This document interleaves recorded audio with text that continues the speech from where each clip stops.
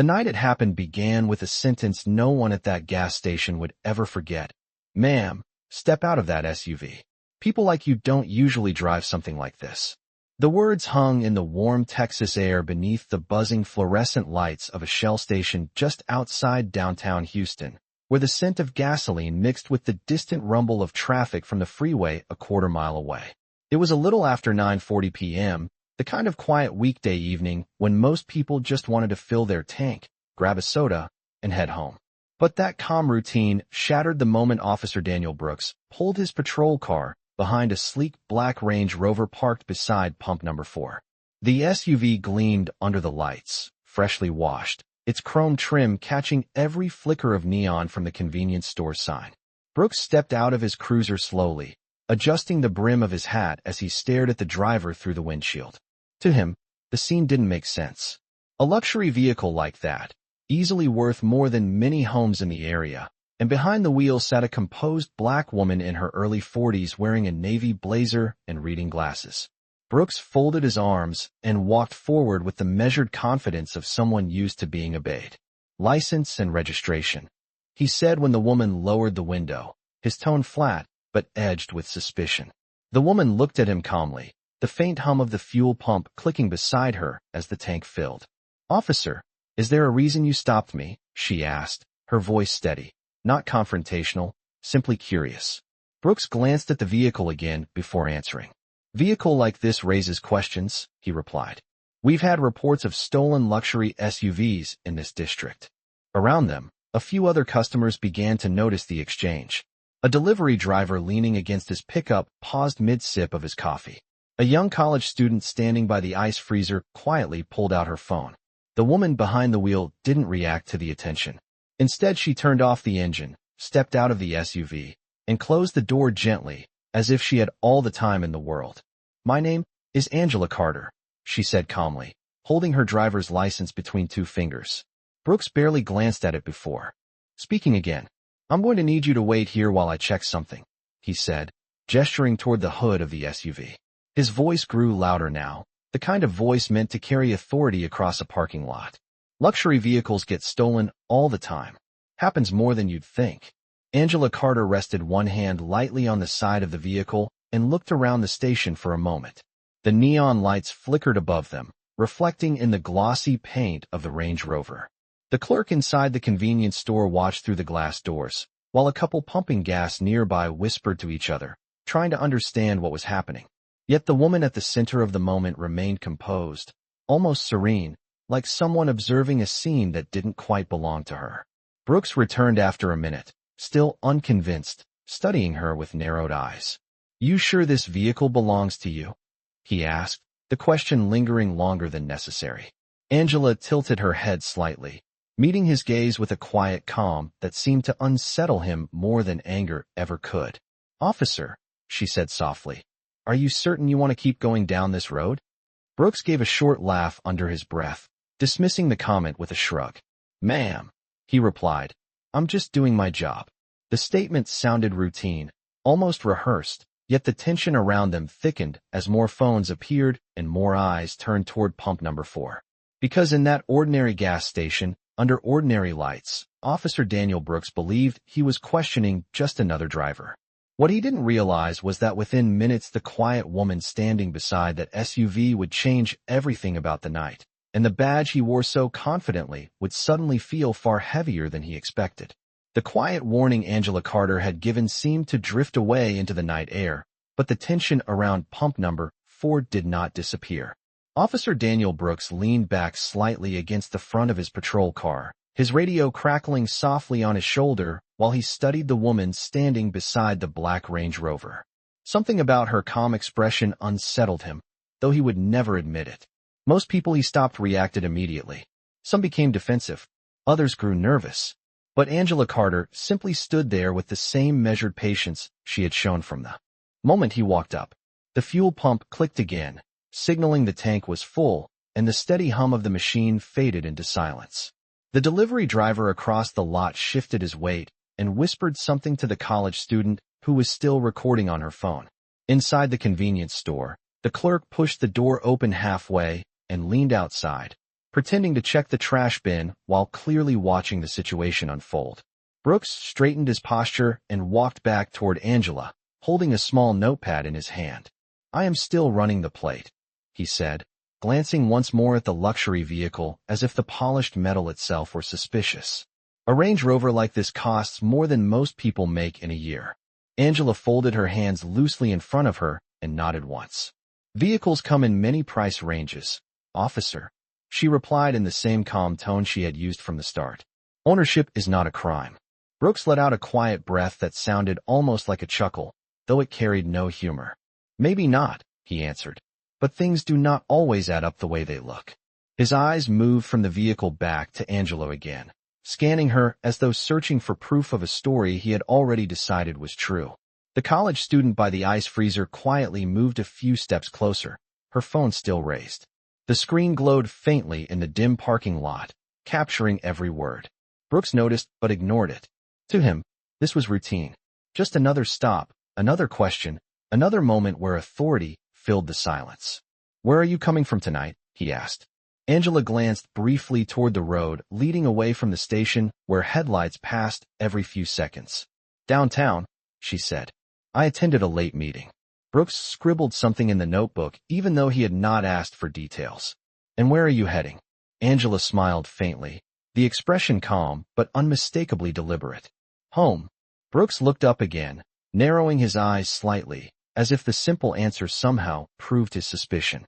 He walked a slow circle around the SUV, his boots echoing lightly against the pavement. The vehicle reflected his movement like a mirror, the black paint capturing the flashing blue lights from the patrol car parked behind it. "You know," he said as he returned to the front of the vehicle, "people report stolen luxury cars all the time. Sometimes they get moved across the city before anyone notices." Angela watched him quietly. "Then I hope those situations are handled carefully," she replied. The delivery driver muttered something under his breath and shook his head. The clerk at the store door whispered into his phone, likely telling someone inside what was happening outside. Yet Angela Carter remained composed, her posture straight, her voice steady, almost as if she had witnessed scenes like this before. Brooks tapped the side of his notebook against his palm and spoke again. "I am going to ask you to remain here until I finish checking a few more things," he said. Angela looked at the glowing patrol lights reflecting off the pavement, then back at the officer. "Officer Brooks," she said gently, reading the name from his badge. "You may want to slow down and consider what this moment looks like." Brooks raised one eyebrow. "Looks like a routine stop to me." Angela paused for a moment, the faint sound of traffic drifting through the night air as if the city itself were listening. "Routine moments," she said quietly, "sometimes become very important ones later." Brooks gave another dismissive shrug and turned toward his cruiser, convinced he was still in control of the situation. What he did not notice was the growing number of people watching, the phones quietly recording, and the calm certainty in Angela Carter's eyes that suggested this night was about to take a direction he had never expected. Officer Daniel Brooks slid into the driver's seat of his patrol car and pulled the door halfway closed, leaving it open just enough for the flashing blue lights to wash across the gas station pavement. The radio murmured quietly on the dashboard while he typed the license plate into the system terminal mounted beside the steering wheel. Outside, Angela Carter remained exactly where she had been, standing beside the black Range Rover under the humming fluorescent lights. The calm way she waited might have looked ordinary to anyone passing by on the highway less than half a mile away, but to the small group gathered around the gas station it felt strangely deliberate, almost as if she understood something that no one else had realized yet. The college student with the phone stepped a little closer, her sneakers scraping softly across the concrete. The delivery driver leaned against the hood of his truck and folded his arms, watching Brooks through the open patrol car door. Even the clerk inside the convenience store had stopped pretending to organize the shelves and now stood openly near the entrance with his phone pressed to his ear. Brooks stared at the computer screen while the system processed the plate number. A small spinning icon flashed while the network searched the state registration database. He tapped the steering wheel impatiently with 2 fingers, glancing once through the windshield toward Angela and the SUV. The vehicle registration returned within seconds, confirming that the Range Rover was legally registered and insured. Brooks frowned slightly at the screen, reading the owner information twice as if expecting it to change. Angela Carter, Houston, Texas. The address appeared on the terminal along with the vehicle identification number and insurance record. Everything looked perfectly legitimate. Brooks leaned back in the seat, exhaling slowly. For a brief moment, the simplest answer presented itself. The stop could end right here.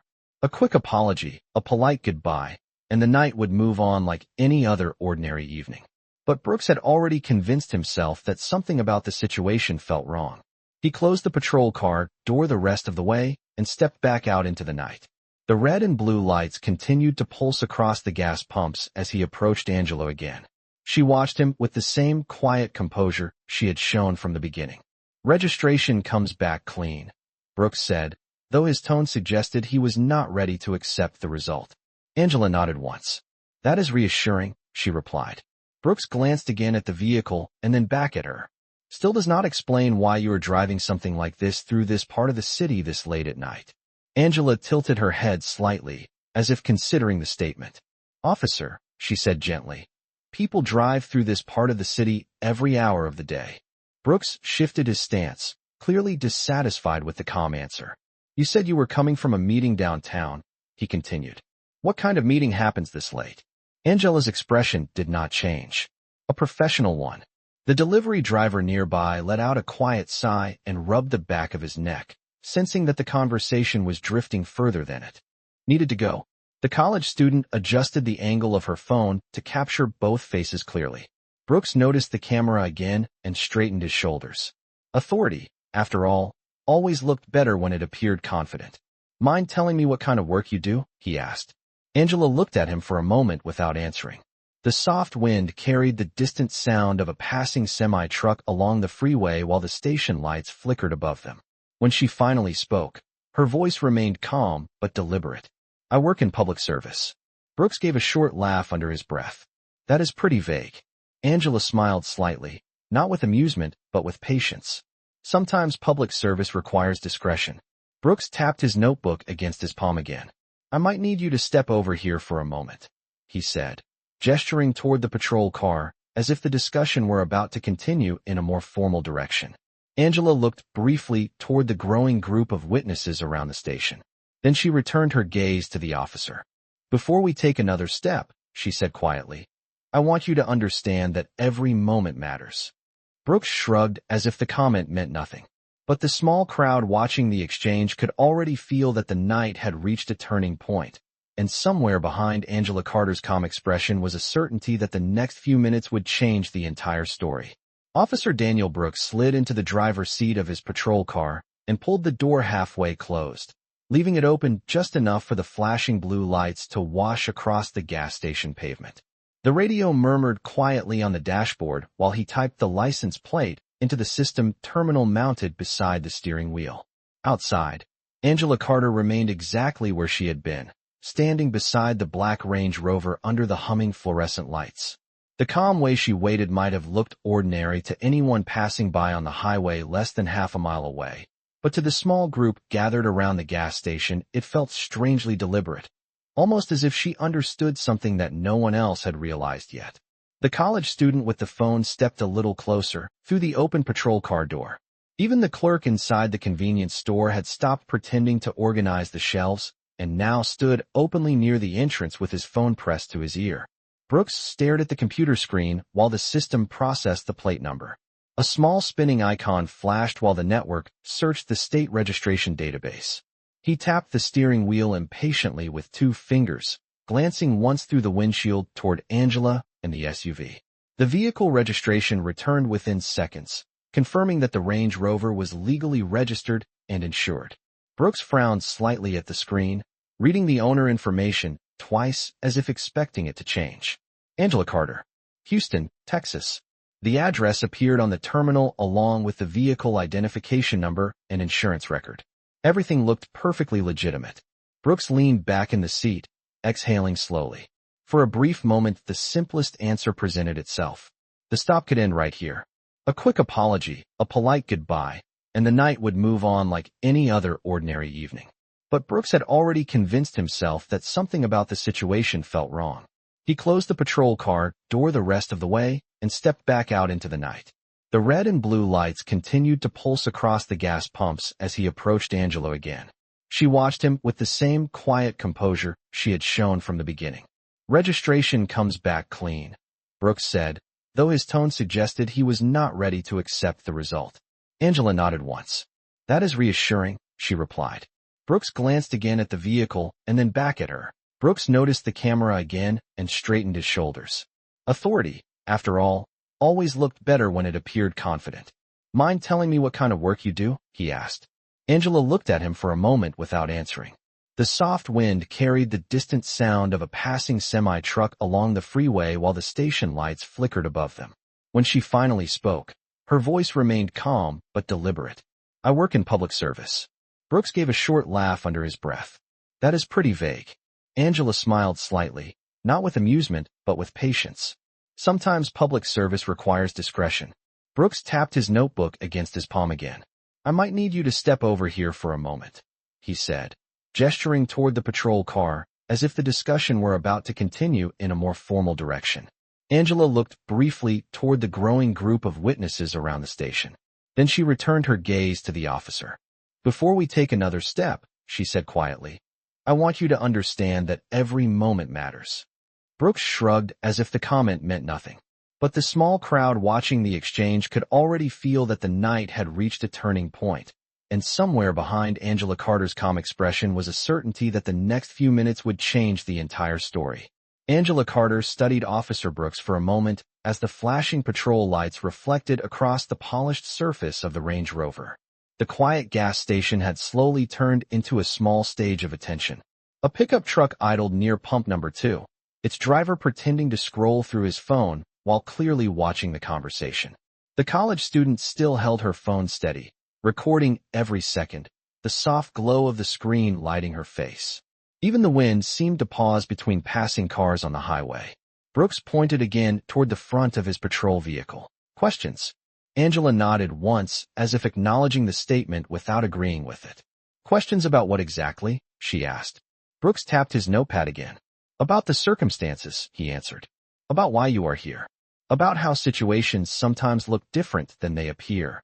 Angela folded her hands loosely in front of her. Her posture remained composed, the same steady presence she had shown from the first moment he approached the vehicle.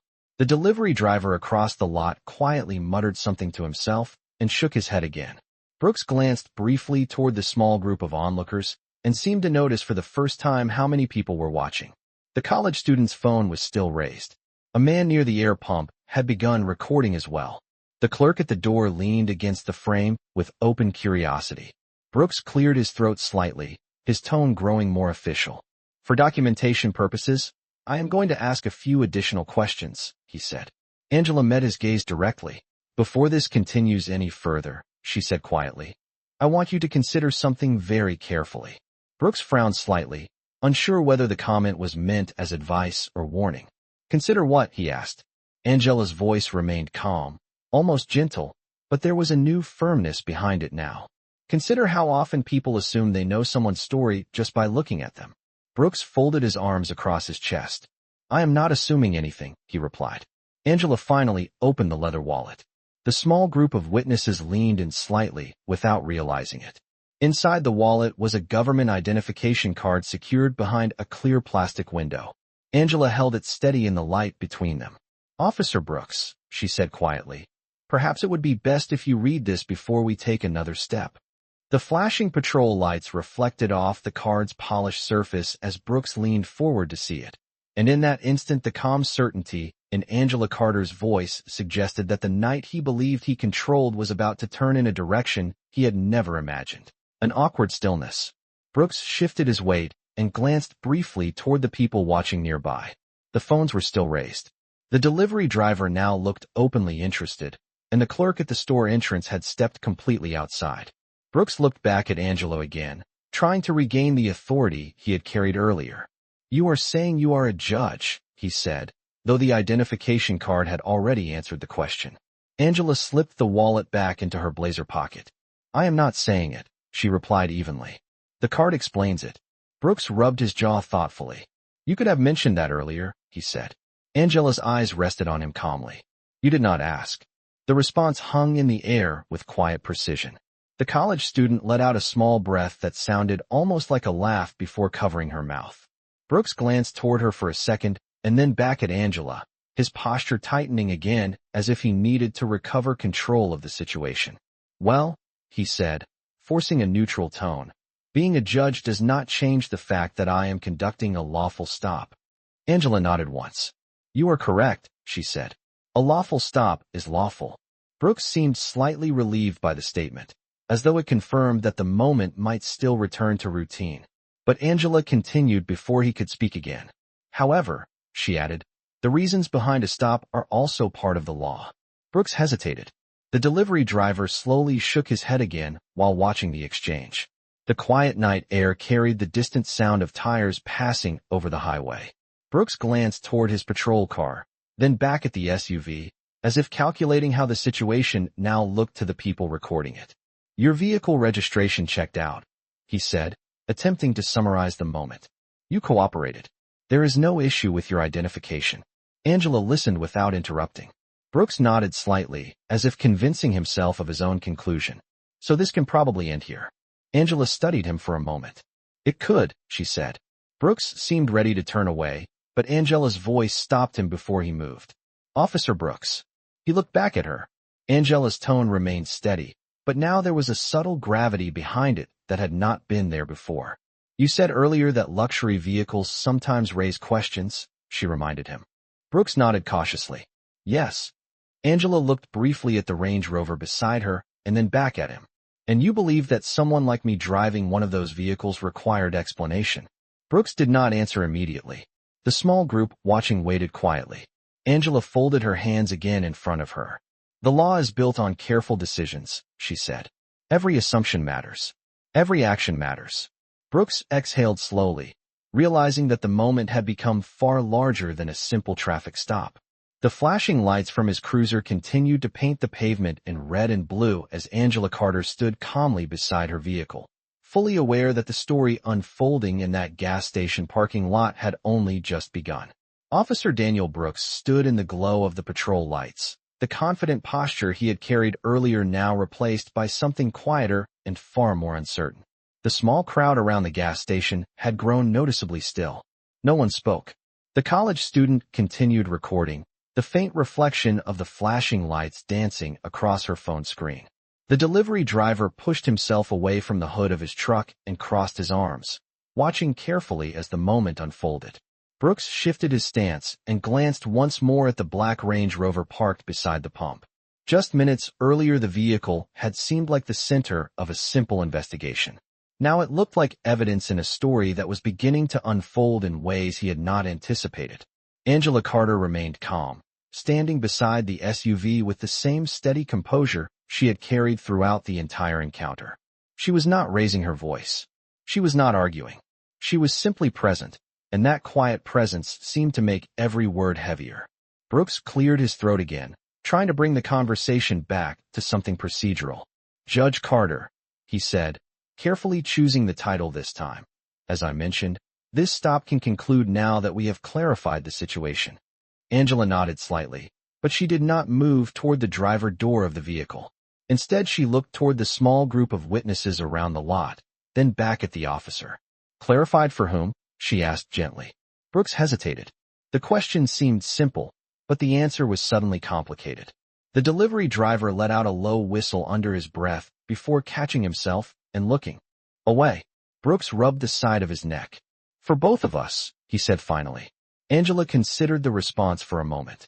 The soft hum of the gas station lights continued overhead, while a car rolled past on the road beside the station without slowing. Officer Brooks, she said calmly, you believe this vehicle might be stolen? Brooks nodded slightly. Yes. And you believe that because of the vehicle itself? Brooks shifted again, aware that several cameras were still pointed toward him. It was one of several factors, he said cautiously. Angela studied him for a second before speaking again. You also said that someone like me driving a vehicle like this raised questions. Brooks looked down briefly, then back up. He did not repeat the sentence, but he did not deny it either. Angela folded her hands again in front of her. The law asks officers to make judgments quickly, she continued. I understand that. But the law also requires those judgments to be fair. Brooks inhaled slowly. The confidence he had carried at the beginning of the stop had now been replaced by something closer to reflection. He glanced again at the people watching. The phones were still recording. The moment had already moved beyond a quiet conversation in a parking lot. Angela's voice remained calm as she continued. Moments like this seem small, she said. A few minutes at a gas station. A question about a vehicle. A suspicion that feels ordinary in the moment. Brooks nodded slightly, listening now rather than interrupting. But small moments can reveal very large things, Angela added. The delivery driver shifted again and quietly murmured, "She is right," though he kept his voice low. Brooks looked at Angela once more, his expression now far more serious than before. "I was doing my job," he said. Angela nodded again. "That is exactly why this moment matters," she replied. Brooks stood silently for a few seconds. The flashing lights continued to pulse against the pavement, reflecting in the windows of the convenience store behind them. Angela Carter then reached slowly toward the door handle of the Range Rover, but paused before opening it. She looked at Officer Brooks one more time and spoke with the same calm certainty that had defined the entire encounter. "The law does not only exist inside courtrooms," she said. "Sometimes it appears in ordinary places when people least expect it." The words lingered in the night air as Brooks stood beside his patrol car, beginning to realize that what had started as a routine stop at a gas station had quietly turned into something far more significant than he had ever intended. Officer Daniel Brooks remained standing beside his patrol car, the flashing lights continuing to paint the pavement in slow pulses of red and blue. The quiet gas station felt different now, heavier somehow, as though every person present understood that the moment had shifted into something larger than a routine stop. Angela Carter rested her hand lightly on the driver door of the Range Rover, but did not open it yet.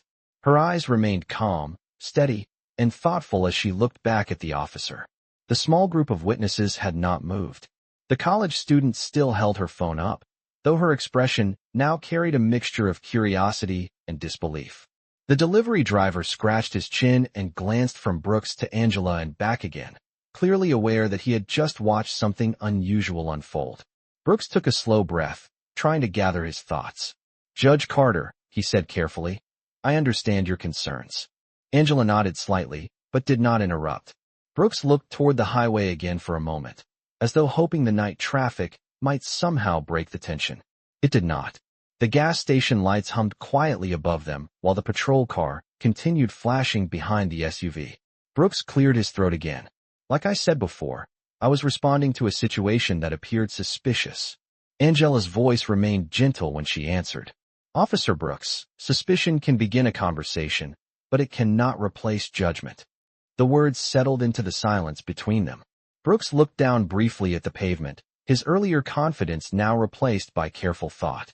The delivery driver shifted again and whispered something to the college student, who nodded while continuing to film. Brooks looked back up at Angela. "If this stop created any misunderstanding," he said slowly, "that was not my intention." Angela watched him quietly. "Intentions matter," she replied, "but outcomes matter as well." Brooks nodded once, acknowledging the point. He glanced again at the phones recording the encounter. In the modern world, moments like this rarely stayed inside a parking lot for long. Angela then spoke again, her tone still calm, but carrying the quiet authority of someone accustomed to weighing words carefully. "When I took my oath," she said, "I promised to protect the law for everyone who appears before it." Brooks listened without interrupting. "That includes people who feel overlooked," Angela continued. "And it includes moments when ordinary situations reveal deeper assumptions." The delivery driver quietly muttered, "That is the truth," though he kept his voice low. Brooks rubbed the side of his jaw again, clearly thinking about the evening in a way he had not expected when he first pulled behind the SUV. Angela finally opened the driver door of the Range Rover, but paused before stepping inside. She looked back at Brooks one more time. "Officer Brooks," she said calmly, "this moment will probably end in a few seconds." Brooks nodded slightly. "Yes." Angela rested her hand on the door frame and continued, "But what it represents will likely last much longer." Brooks did not answer immediately. He simply stood there under the gas station lights, the weight of the moment settling in. Angela stepped into the driver's seat and placed her hands on the steering wheel, though the engine remained off for the moment. Brooks watched quietly as she prepared to leave. For a few seconds no one spoke. Then Angela looked through the open window toward him again. "The law works best when people remember that dignity belongs to everyone," she said softly. Brooks gave a slow nod, understanding the message even if the conversation had never become confrontational. Angela started the engine, the quiet hum of the vehicle filling the space where tension had lingered. Brooks stepped back from the SUV, allowing the vehicle room to move. As the Range Rover slowly rolled toward the exit of the gas station, the witnesses lowered their phones one by one. The delivery driver shook his head again, not in disbelief this time, but in reflection. Brooks stood beside his patrol car watching the black SUV disappear onto the road, realizing that a moment he had once considered routine had quietly become a lesson he would likely remember for the rest of his career. 2 days later, the quiet moment at the gas station had already begun traveling far beyond the small parking lot where it happened. What started as a routine traffic stop beneath flickering fluorescent lights now lived inside dozens of phone screens. The college student who recorded the interaction had shared the video with a friend that same night, and by the following afternoon the clip had quietly spread across social media. It did not show shouting. It did not show chaos. Instead, it showed something far more powerful. A calm conversation, a mistaken assumption, and the quiet moment when a federal judge revealed who she was while standing beside a luxury SUV under the glow of a gas station canopy. In the video, Angela Carter's voice remained steady, thoughtful, and precise. She did not raise her tone. She did not accuse. She simply spoke about judgment, dignity, and the responsibility that comes with authority. That calm composure became the part people noticed the most. By the next morning, the video had reached local news stations across Houston. Reporters replayed the moment frame by frame, describing how a simple stop turned into a larger conversation about assumptions and fairness. Some viewers focused on the officer. Others focused on the judge. But nearly everyone agreed on one thing. The exchange revealed something important about the way ordinary encounters can carry deeper meaning. Inside the courthouse downtown, Angela Carter walked through the same marble hallway she had crossed hundreds of times before. The building echoed with quiet footsteps and distant conversations as attorneys and clerks moved between offices. To many people inside the courthouse, the video had already become a topic of discussion. Yet Angela did not speak about it publicly.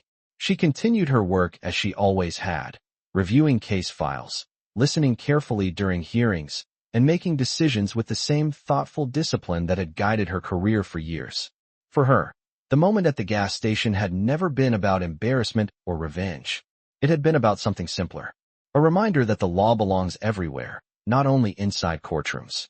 Across the city, Officer Daniel Brooks sat at a desk inside the precinct break room, staring at the same video on his own phone.